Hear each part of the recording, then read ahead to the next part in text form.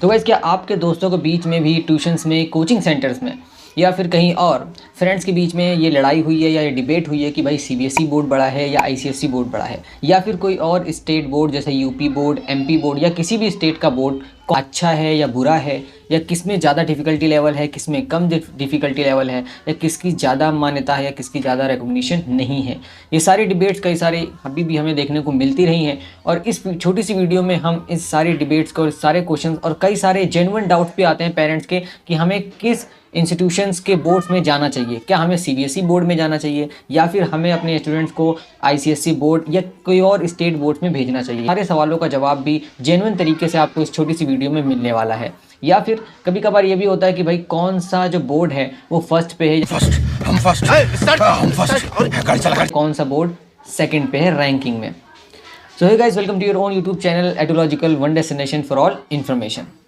तो गाइस देखिए, सबसे पहले अगर हम जब भी कोई कंपैरिजन करते हैं कि भाई कौन सा बोर्ड बड़ा है, या अगर हमें कंपैरिजन जब करते हैं तो हमें कई सारे पॉइंट्स रखने होते हैं, कई सारे पैरामीटर्स रखने होते हैं। तो उन पैरामीटर्स की बुनियाद पर हम यहाँ पे देखेंगे कि भाई कौन सा स्टेट या कौन से स्टेट का बोर्ड या सीबीएसई या आईसीएसई, इन तीनों में कौन सा बड़ा है या किस में डिफ़िकल्टी लेवल ज़्यादा है। तो अगर हम देखें, सबसे पहला जो पैरामीटर हमने निकाला है वो है पॉपुलैरिटी का। तो गाइस देखिए, अगर हम पॉपुलैरिटी के मामले में देखें तो सीबीएसई और आईसीएसई दोनों जो बोर्ड्स ऑफ एजुकेशन है वो दोनों पॉपुलर हैं। लेकिन यहाँ पे फ़र्क एक चीज़ सा है कि सीबीएसई जो है वो डोमेस्टिकली यानी कि इंडिया में ज़्यादा फेमस है, या इंडिया में आपको ज़्यादातर जो स्कूल्स या इंस्टीट्यूशंस होते हैं वो सीबीएसई एफिलिएटेड मिल जाएंगे। वहीं दूसरी तरफ अगर हम देखें आईसीएसई को, तो आईसीएसई जो है इंडिया में भी है, बट फॉरेन यूनिवर्सिटीज़ या फॉरेन कॉलेजेस या फॉरेन स्कूल्स में आपको ज़्यादा आईसीएसई के बोर्ड्स के पैटर्न्स या सिलेबस या उस तरीके के आईसीएसई बोर्ड्स आपको मिल जाएंगे। यानी कि अगर हम देखें तो आईसीएसई बोर्ड इंटरनेशनली काफ़ी ज़्यादा पॉपुलर है और सीबीएसई डोमेस्टिकली काफ़ी ज़्यादा पॉपुलर है। अगर हम देखें दूसरा पैरामीटर जो है डिफरेंस इन सिलेबस और करिकुलम, तो देखिए सिलेबस की अगर हम बात करें तो सिलेबस ज़्यादा कुछ डिफरेंस नहीं है, बट आपकी मार्किंग सिस्टम या आप कह सकते हैं कि जो सिलेबस है आईसीएसई का वो एक पॉइंट एडवांस है। जैसे मिसाल के तौर पर एक स्टूडेंट मुझे बता रहा था आईसीएसई का कि भाई हमारा जो सिलेबस है क्लास 9th और 10th में, वो सीबीएसई को क्लास 11th और 12th में साइंस में पढ़ाया जाता है। तो आप कह सकते हैं कि एक स्टेप थोड़ा जो डिफ़िकल्टी लेवल तो नहीं, लेकिन जो सिलेबस है वो एक स्टेप थोड़ा एडवांस है। अब ये चीज़ आपके चाइल्ड के ऊपर डिपेंड करती है कि आपके चाइल्ड की या किसी भी स्टूडेंट्स की जो एबिलिटी है लर्न करने की, ट्रेन करने की, वो उसके हिसाब से डिपेंड करता है। अगर हम बात करें यहाँ पे कि किस पे ज़्यादा कॉम्पिटिटिव एज मिलता है, यानी अगर मैं बात करूँ कि भाई मुझे कल को ये अपना पढ़ाई पूरा करके 11th-12th करके अपना एक कॉम्पिटिटिव एग्ज़ाम में जाना है, या मुझे अगर कहीं बाहर जाना है अपनी सर्टिफिकेट को लेकर, बोर्ड की सर्टिफिकेट के साथ, तो मैं कहाँ पे मुझे ज़्यादा बेनिफिट मिलेगा, सीबीएसई में या आईसीएसई में। तो देखिए, अगर मैं बात करूँ सीबीएसई की, तो सीबीएसई की जाहिर सी बात है ज़्यादातर जो कॉम्पिटिटिव एग्ज़ाम्स होते हैं हमारी कंट्री में, चाहे वो नीट हो चाहे JEE हो, उन सारे एग्जामिनेशंस में एनसीईआरटी का पैटर्न चलता है या एनसीईआरटी को फर्स्ट प्रायोरिटी रखा जाता है सिलेबस में। तो इस हिसाब से आप देख सकते हैं कि भाई सीबीएसई जो है वो इसमें एक एज हासिल है उसको। लेकिन अगर मैं बात करूं, कई सारे फॉरेन यूनिवर्सिटीज़ के भी इंडिया में एग्ज़ाम होते हैं, जैसे IOELTS करके होता है, और भी बहुत सारे एग्ज़ाम्स होते हैं, उसमें आईसीएसई के सिलेबस को ज़्यादा प्रायोरिटी दी जाती है। तो इस हिसाब से भी आप इसको देख सकते हैं कि कहाँ पे कॉम्पिटिटिव एज आपकी इंटेंशन के हिसाब से कि आपको कहाँ जाना है वहाँ पे मिलेगा। अगर मैं बात करूँ यहाँ पर चौथे पैरामीटर की, तो वो है मीडियम ऑफ इंस्ट्रक्शन। आपको पता है कि भाई आईसीएसई है, तो आईसीएसई में जो है गाइस मीडियम ऑफ इंस्ट्रक्शन ज़्यादातर मैक्सिमम टू मैक्सिमम इंग्लिश ही होता है। चाहे आप इंडिया में भी कोई आईसीएसई स्कूल देख लें तो वहाँ पे भी जो मीडियम ऑफ इंस्ट्रक्शन आपको मिलेगा वो इंग्लिश में मिलेगा। सीबीएसई में ऐसा कोई मीडियम ऑफ इंस्ट्रक्शन प्रिस्क्राइब नहीं है, मिक्स चलता है, कभी इंग्लिश कभी हिंदी। ये अप टू टीचर होता है और अप टू रीजन होता है कि वहाँ पे कौन सी जो लैंग्वेज है वो चल रही है। अगर मैं बात करूँ यहाँ पे इसके नेक्स्ट पैरामीटर की, वो है एक्सेप्टेंस। तो देखिए एक्सेप्टेंस की, जैसे मैंने आपको बताया कि एक्सेप्टेंस सीबीएसई स्कूल्स ज़्यादा हैं हमारी कंट्री में और आईसीएसई स्कूल्स कम है उसके मुकाबले में। तो एक्सेप्टेंस दोनों की, ऐसा नहीं है कि गवर्नमेंट की नज़र में सीबीएसई ज़्यादा है या आईसीएसई कम है या कोई और स्टेट बोर्ड कम है। एक्सेप्टेंस सबकी है, बट आपको पता है कि जिसके ज़्यादा नंबर्स होते हैं या जिसकी ज़्यादा मेजोरिटी में स्कूल्स होते हैं तो वहाँ पर आपको आसानी मिल जाती है।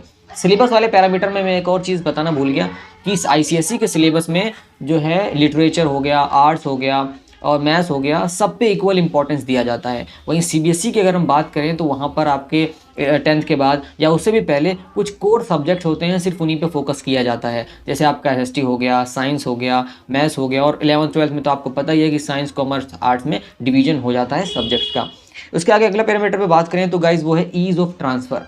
जी हाँ, अगर आप या जो पेरेंट्स देख रहे हैं इस वीडियो को, अगर आपके ट्रांसफ़र होता रहता है या गवर्नमेंट सर्विसेज कई सारे लोगों की होती है या कई सारे प्राइवेट में भी लोग इधर से उधर ट्रांसफ़र होते रहते हैं काम की वजह से, अपनी ड्यूटी की वजह से, या फिर कभी ऐसा होता है कि भाई ओकेजनली ट्रांसफ़र हो सकते हैं हम 11-12 में हमारे अपने बच्चों को लेकर कहीं और जाना भी पड़ सकता है। तो उस मामले में अगर देखा जाए इन सारे केसेस में तो सीबीएसई स्कूल आपके लिए परफेक्ट रहेगा, बिकॉज पूरे इंडिया में सबसे ज़्यादा स्कूल सीबीएसई है और सीबीएसई स्कूल में ट्रांसफ़र की जो आप कह सकते हैं टीसी या जो ट्रांसफ़र सर्टिफिकेट है वो इशू एक ही डिपार्टमेंट से होता है। तो सीबीएसई में रहेगा तो वहाँ पे आपको आसानी मिलेगी। आईसीएसई बोर्ड में जो ईज़ ऑफ ट्रांसफ़र है उस मामले में आईसीएसई बोर्ड थोड़ा पीछे है।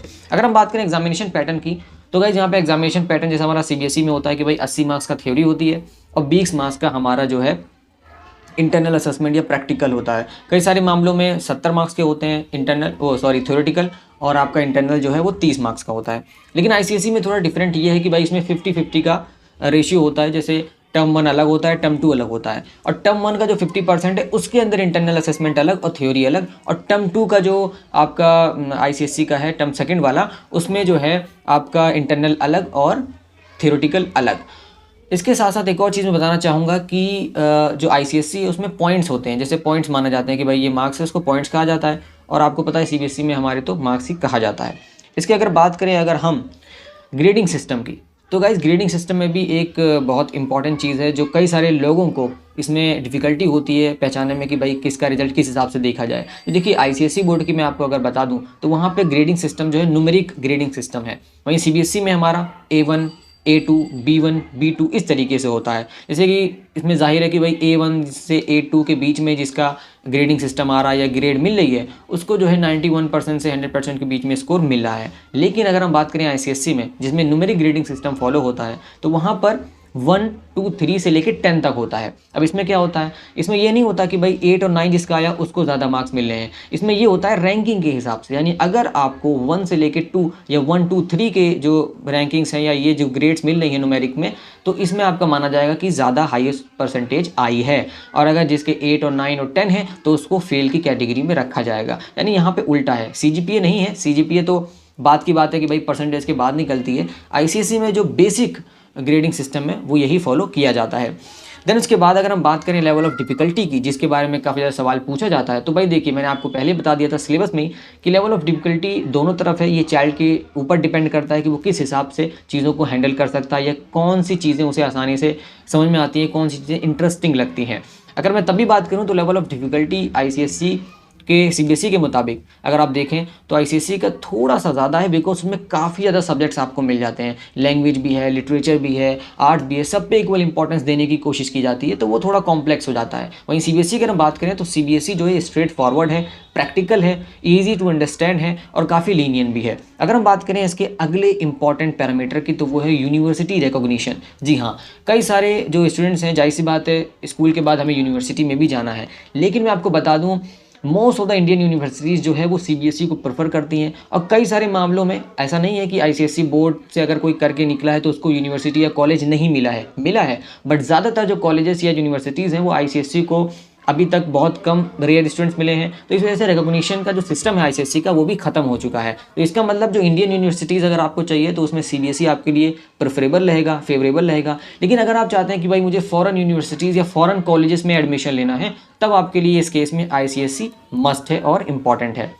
तो ओवरऑल अगर हम बात करें यहाँ पे इसके फाइनल की, भाई मुझे ये सारी चीज़ें ठीक है समझ में आ गई, अब आप मुझे डिसीजन दे दो, फाइनल वर्डिक्ट दे दो कि भाई सीबीएसई बड़ा है या आईसीएसई बड़ा है या कोई और स्टेट बोर्ड। तो देखिए इसका सीधा साधा जो अगर मैं आंसर देना चाहूँ तो आप कह सकते हैं डिफ़िकल्टी और कॉम्प्लेक्स और इन सारे मामलों में तो आईसीएसई, या फिर अगर फॉरेन में जाना है आपको फॉरेन यूनिवर्सिटीज़ में तो इन सारे मामलों में आईसीएसई है। लेकिन अगर आपको कॉम्पिटिटिव एग्जाम्स में जाना है, इंडियन यूनिवर्सिटीज़ में एडमिशन लेना है, इंडिया में ही रहना है, तो उसके लिए सीबीएसई है।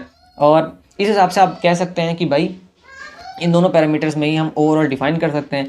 इसके अलावा आपकी क्या राय है आप हमें कमेंट सेक्शन में ज़रूर बताइएगा, क्योंकि अगर जो मैंने आपको पैरामीटर्स बताए हैं ये सारी चीज़ें अगर आपकी क्लियर हो गई तो आप अपने हिसाब से ही डिसाइड कर सकते हैं कि भाई सीबीएसई ज़्यादा अच्छा है या आईसीएसई ज़्यादा अच्छा है।